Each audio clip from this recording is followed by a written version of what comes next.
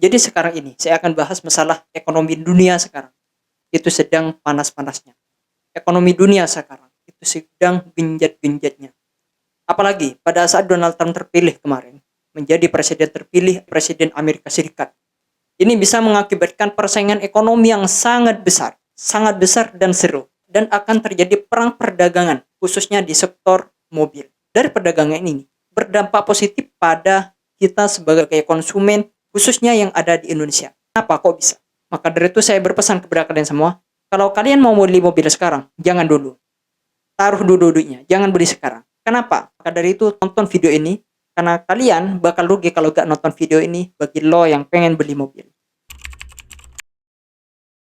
Jadi yang dimaksud perang dagang ini, yaitu dimaksudkan adalah perang dagang mobil listrik antara Cina dan Jepang. Yang mana perang ini diakibatkan oleh masalah yang dialami Cina dan Amerika. Yang mana kedua negara ini sudah kita tahu merupakan negara yang besar dan sama-sama majunya. Amerika Serikat mata uangnya digunakan sebagai mata uang global, sedangkan Cina itu merupakan salah satu negara dengan eksportir terbesar di dunia. Kita sudah tahu kalau produk Cina ini sangat murah sekali dibandingkan produk negara-negara lainnya dengan kualitas yang sama, khususnya di sektor mobil listrik. Makanya ketika Cina itu ekspor produknya ke negara lain, produk lokalnya pasti kalah saing. Nah, yang bikin heboh kemarin, Joe Biden, Presiden Amerika Serikat, itu memantik perang dagang dengan Cina dengan menaikkan tarif impor baru untuk kendaraan listrik milik Cina. Bayangin, semua produk Cina itu ditarif tinggi oleh Amerika Serikat. Khususnya tarif impor kendaraan listrik, yang mana tarif ini itu sudah mencapai 100% atau 4 kali lipat dari tarif sebelumnya yang sebesar 25% cuma. In all of history, up to $1.5 billion in 6 clean steel projects across America, creating and supporting thousands of union jobs. Next, a 100% tariff on electric vehicles made in China. People say, wow.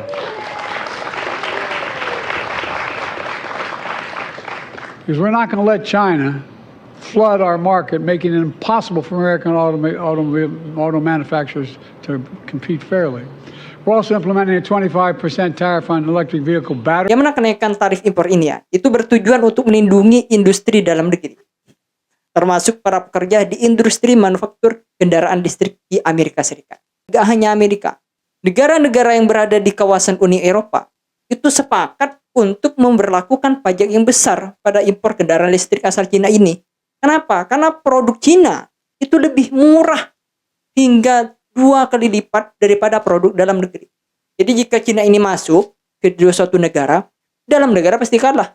Karena Amerika ini gak pengen kalah saing, Amerika ini memberikan tarif setinggi-tingginya untuk impor kendaraan listrik dari Cina. Nah, pertanyaan sekarang, kenapa kok produk Cina ini murah-murah ya? Bahkan Amerika sendiri kalah murah pada produk Cina ini. Padahal kalau kita bicara teknologi, Amerika Serikat gak kalah saing sama Cina.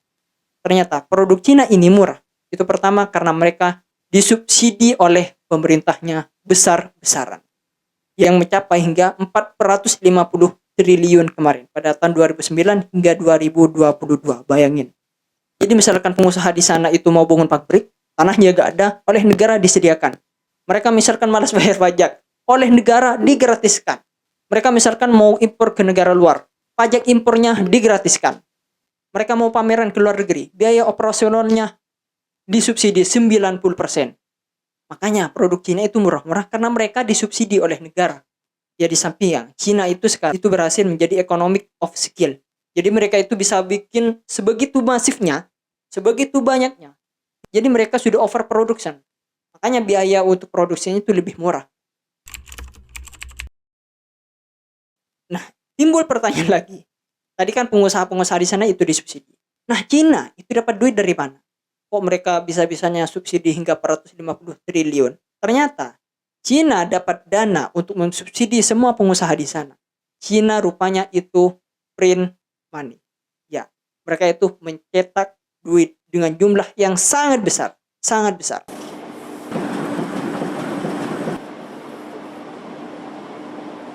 Jadi mereka untuk mensubsidi pengusaha di sana, itu mereka cetak uang. Pengusaha mau impor ke luar negeri, mereka itu mensubsidi dengan cara cetak uang. Makanya saya itu merupakan salah satu orang yang percaya print money itu ada bagusnya juga.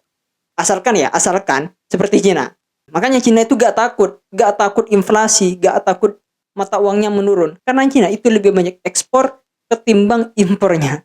Yang mana ketika Cina ini ekspor, menerima pembayaran dalam dolar Amerika Serikat. Jadi ada counternya.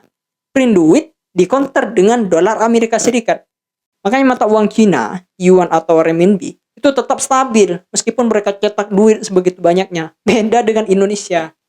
Kalau negara kita cetak duit sebegitu banyak dengan Cina, wah, inflasi pasti inflasi.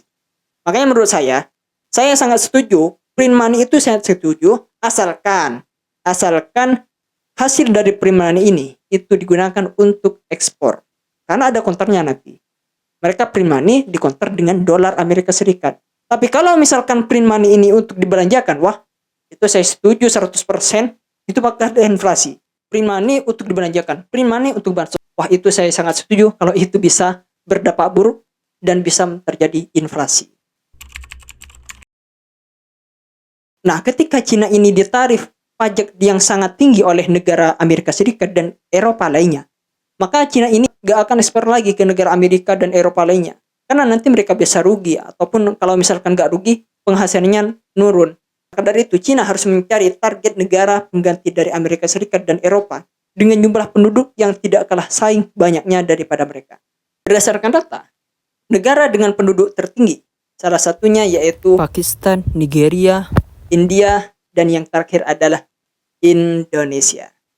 Jadi jangan kaget kalian kalau nanti banyak mobil merek Cina banyak masuk ke Indonesia. Ketika merek Cina ini masuk ke Indonesia, maka perang dagangnya Cina bermusuhan dengan Jepang. Artinya, mau tidak mau ketika produk Cina ini masuk ke Indonesia, merek Jepang itu harus berlomba-lomba untuk menurunkan harganya. Karena jika misalkan nggak diturunkan, wah, hancur merek Jepang. Amerika pun kalah, apalagi Jepang. Maka dari itu, jika kalian mau beli mobil sekarang, tunggu dulu, tahan dulu. Karena di tanggal 2025 nanti atau 2006, mobil-mobil itu akan menurunkan harganya mati-matian. Apalagi merek Jepang. Karena mereka kalau nggak nurunin, mereka akan kalah saing. Mereka akan hancur dikalahkan oleh mobil-mobil Cina ini. Maka dari itu, supply and demand berlaku pada saat itu. Artinya ketika banyak mobil dari luar, maka tentu harga pasti murah. Bahkan menurut analisa saya, harga mobil baik yang baru atau second, ini akan mengalami penurunan hingga 20%. Jadi misalkan harga mobilnya 100 juta, maka ini bisa kemungkinan turun ke 80 juta. Jadi kalau mau beli mobil, jangan beli sekarang dulu. Jangan beli sekarang. Untuk sekarang ini berdasarkan data, itu penjualan mobil terlaris di Indonesia itu masih dipegang oleh merek Jepang. Yang mana Jepang ini masih memimpin, namun kita tahu kalau produk Jepang ini sudah lama akan masuk ke Indonesia. Beda dengan mobil Cina kemarin. Kayak BYD, Wuling, Chery. Nah sekarang, BYD lah contohnya. BYD itu baru masuk kemarin pada awal bulan tahun 2024. Tapi sekarang sudah menduduki merek terlaris nomor 8 di Indonesia. Bayangin, baru 1 tahun loh dia bisa menempati merek terlaris nomor 8. Ini baru 1 tahun. Jadi saya katakan di sini, 1 tahun atau bahkan 2 tahun lagi, BYD akan menempati top 3 mobil terlaris di Indonesia. Saya pasti yakin. Makanya di sini saya katakan mobil Cina nanti bakalan memimpin merek mobil terlaris di Indonesia. Itu pasti.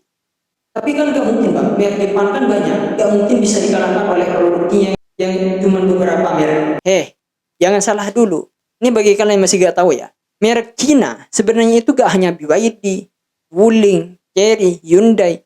Merek Cina itu masih banyak lagi. Kalau kalian pergi ke Cina sekarang, wah di situ merek-merek yang kalian nggak pernah dengar itu banyak berkeliaran di sana. Jadi produk Cina itu bukan cuma 4 ini. Di Cina itu bahkan ada lebih 15 merek mobil yang keren, nggak kalah canggih dengan mobil-mobil yang lain. Jadi di sana itu masih banyak.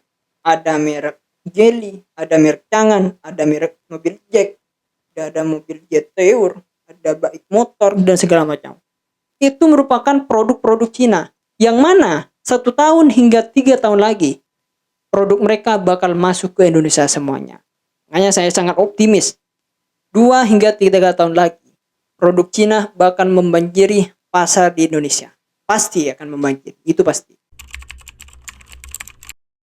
Berdasarkan komitmen pemerintah Indonesia yang akan menuju ekonomi hijau, Indonesia will also develop a green smart grid, adding 42 gigawatts of wind and solar. maka dengan adanya perang dagang Cina dan Jepang, produk Jepang bakal kalah habis-habisan. Yang mana mobil listrik ini akan didorong oleh pemerintah dan merekomendasikan untuk digunakan di Indonesia.